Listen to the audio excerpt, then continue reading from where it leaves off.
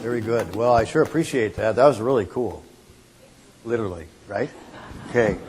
So I understand there's a lot of students here. I see. That's really, really neat. So this is a student-centric presentation, okay? So I hope you have some fun with it. Some of the audience, you might recognize this story.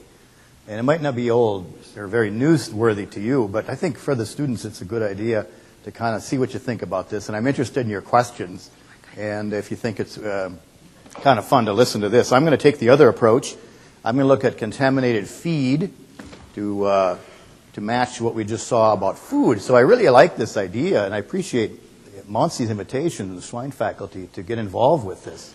This is really an honor for me, so I'm really happy to be here. So I'm going to tell you a little bit about this project that we investigated several years ago. All right, so a little background. Let's see. That maybe got to go here. I don't think it does. I can just work it off the computer. Okay.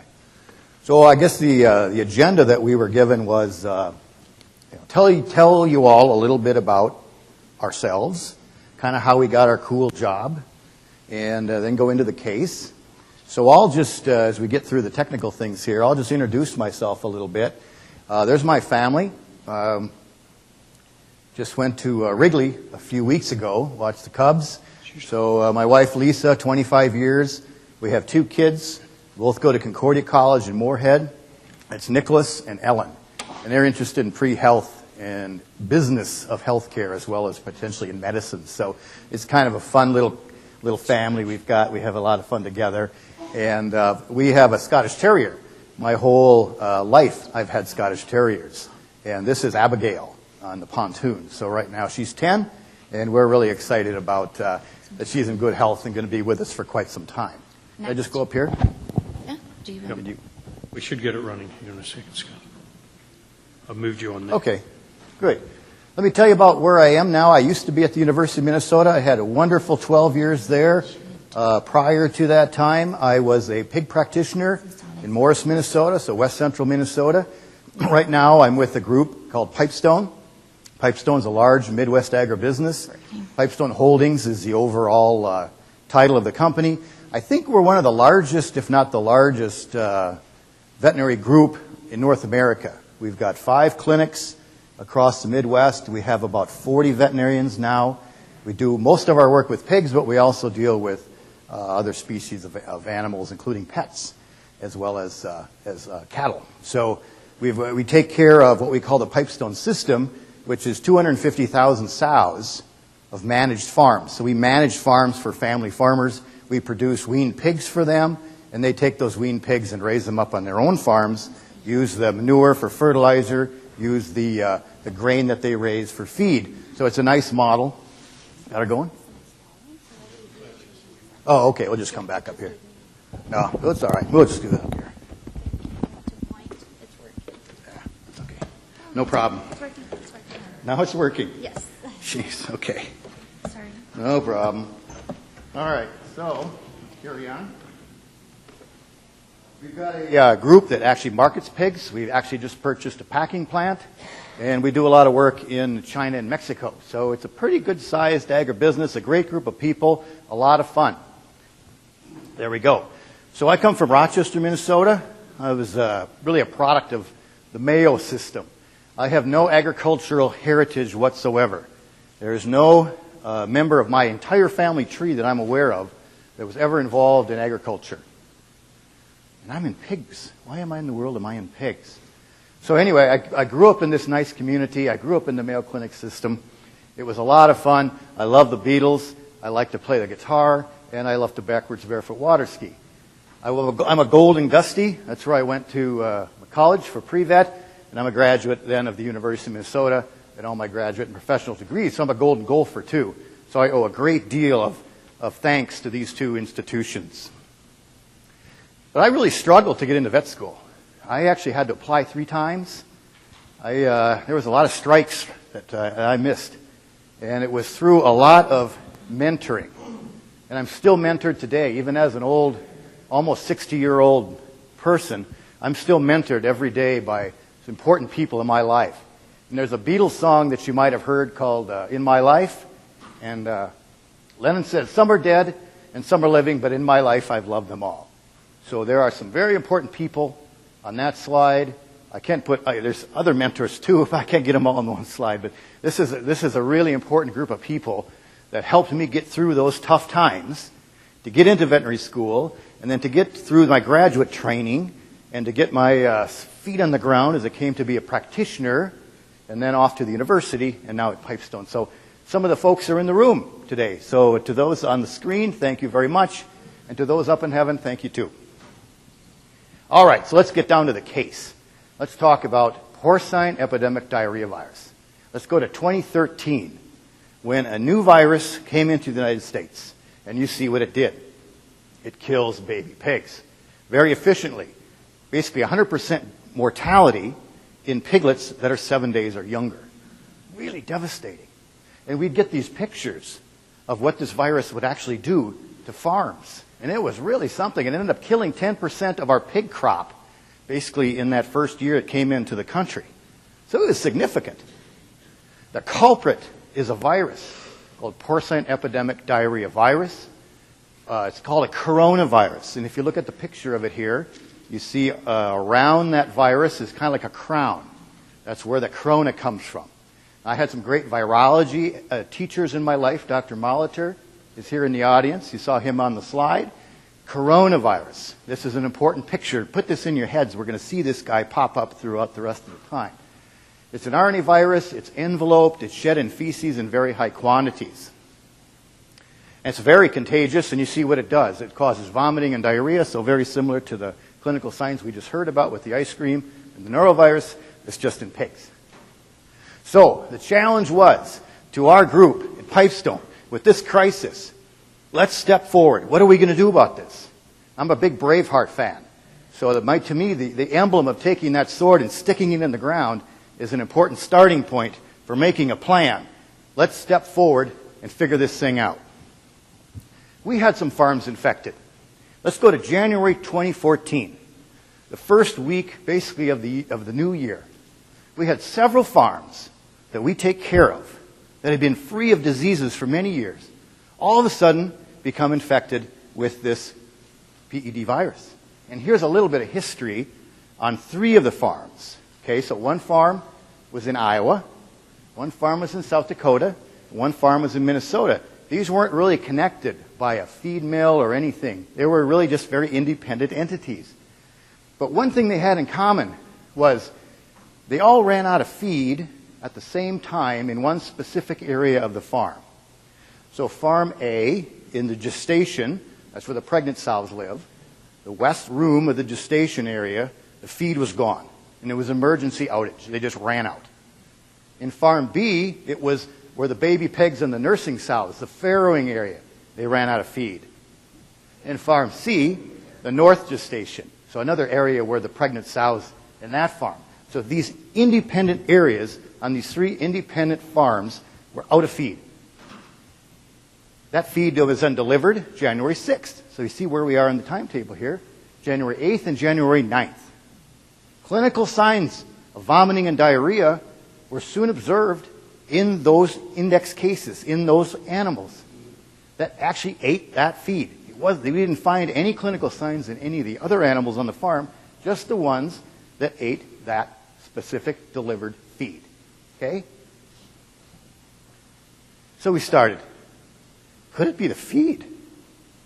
You know, could it be the feed? No way. That's what we heard. No way. And when we went to the National Library of Medicine to look for PED cases published in feed historically through the veterinary literature, there was 0 citations. I've never gone to PubMed, as it's called, and plugged in a topic and gotten 0 citations. This was a case where there was absolutely no information whatsoever on this potential risk factor for virus in feed. So we go to these feed bins. Now, this is January. And it just happens to be classical Minnesota minus 30. That's when Fahrenheit and Celsius kind of come together.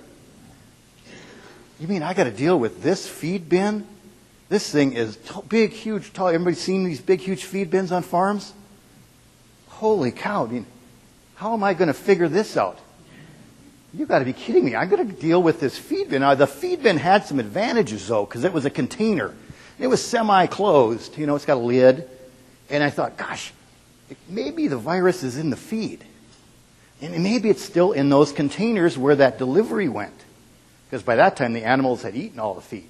And it was basically empty, just like this picture shows. But you see the feed residue around the edges. How in the world are we going to find whether that feed residue has virus? Well, the good old hardware store came up with an idea there. Let's get a paint pole and a paint roller, and let's actually climb up there and scrape the inside of that material and collect that material on that paint roller. So I went to the hardware store and bought a few of these instruments, took samples, and voila! In all 3 cases, PED virus was recovered from this feed residue inside these specific bins. Remember, this is the bin that had run out of feed, had the delivery, in we go. We found it in all 3 cases. And it was crazy because you'd have one bin which was positive and one bin right next to it that was negative. The only bins that were positive were the bins that had received that emergency feed. Look how close together they are. But the virus was only in one bin, not the other. So the next question is, well, does that mean anything that we found the virus there? Will it infect pigs? It probably wouldn't mean anything if it was dead. Let's test it. Let's take that feed material. We'll put it in a little pan. We'll let some pigs eat it. And voila. Those pigs became infected with PED virus. They began to shed virus in their diarrhea. And they got real sick. And we recovered that virus from that. It's kind of called a bioassay. We let the pigs eat the feed. They got infected. We showed that the virus was alive in that feed material. But where did it come from? That was the next question that we wanted to try and understand. Now, researchers from China and the United States were looking at the fingerprint, the molecular fingerprint of this virus, and it matched very closely our original strains from the United States cases from 2013 matched very closely to viruses from China, from a province called Anhui over there, right by Shanghai on the eastern seaboard. 99.8% similar. So even the Chinese guys were saying, yeah, you probably got it from us. How did it get here? Well, you go to China and you start looking around and, this is how they handle grain. They harvest it by hand from the fields, they throw it on the ground, and you see all the potential opportunities for that grain to become contaminated. This was a big wake-up call to me. I'd never seen this before. But this is how things are handled. So potentially, this is how this virus may have contacted feed. They bag it up and they send it over to us on ocean liners. In fact, we bring so much material in from China, it's surprising we don't have more diseases. We bring in almost 2 million metric tons of agricultural products from China. And since this whole thing happened, we've gotten actually 3 coronaviruses and another virus called Seneca virus. So there are probably 4 viruses that may have come from China to the United States that we didn't have before. Very, very interesting. But we were told, oh, that's impossible. PED can't survive across the ocean. Viruses can't live in feed across the ocean. That's not going to work. Let's step forward. Let's check it, right? I don't like people telling me that, no, when there's no data to support it. Let's try to do an experiment to understand it. Let's step forward. So we've been modeling this now. We've set up models in a laboratory to look at if we contaminate feed on purpose and we put it in an incubator that mimics transport time and environmental conditions from Beijing to Shanghai to San Francisco to Des Moines, can PED live in that journey? That's a 37-day journey, and we're going to use relative humidity and temperature just like cargo would experience as it crosses over land and sea. Did PED live across the ocean? It's possible. Here's a list of ingredients in our experiment that we purposely infected way back on day 1 of that first point to simulate Beijing. So we're right back there, batch 1. That's a purposeful contamination of those ingredients. Now we're going to test them at batch 4. What lived in what ingredient.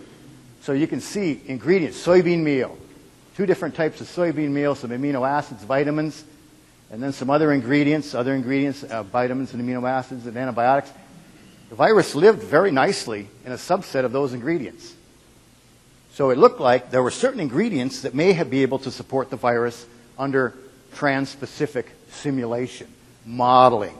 It's really, really fun to do this kind of work. It's like CSI. It's like detective work. Let's recreate the crime scene. We publish that so the world can have that information in a journal that everybody can read and don't have to pay for. So that's important to get that information out for the entire swine industry. We've expanded that now to using the same approach, looking at many different viruses. So again, there's our list of ingredients. We spike with virus. We put them through the model. You may have heard of African swine fever virus, and that's a big problem right now in China. Every red rectangle there means the virus survived the journey. So not just PED could potentially live across the ocean, but several other viruses may also be able to survive, again, under these simulated conditions. We publish that as well. Again, for the greater good of the industry, everybody needs to know this, and they have the information at their fingertips. And the FBI said, thank you. Actually did some work with the Weapons of Mass Destruction Division. They're looking at this as a purposeful agroterrorism type of an approach. They've been speculating whether this could actually be possible. They'd actually found lists of pathogens and ingredients from the Taliban and Al-Qaeda in caves. And people were thinking about doing this. They didn't have any data. But we showed them that at least under these conditions, certain viruses can live in certain feed ingredients. So they gave me what's called a warrior chip. It's just like a little chip. I carry it in my bag. But you can see it's got the logo of the department. And then on the back is the logo of the specific division. So the Weapons of Mass Destruction Division was the one I worked with. And they give these to their agents when the agents do good field work or provide new intelligence. So I kind of like that guy. So the world is changing as we draw this to close and bring questions. Viruses may live in feed ingredients. This is the first time this data has really ever been available for discussion. Okay? Our data suggests they might be able to survive if they're in the right ingredient. It's a novel risk factor. It affects multiple species, not just pigs. We looked at several viruses that affect cattle as well, dogs and cats. And it kind of brought forward the idea of feed biosecurity on the domestic as well as the global level. And now we're stepping forward with an idea called responsible imports. How do we safely introduce products that we don't make in America from high-risk countries? How do we do that safely? And that's a whole other discussion. So I would challenge the students and say, there is not a better time to be interested in occupations like veterinary medicine, especially in the areas of agriculture. And you could do so much to help your community, your state, your country, your nation, your world. The world is looking for you. You're the next generation of leaders. This is exactly where you want to be. So we'll see you down the road.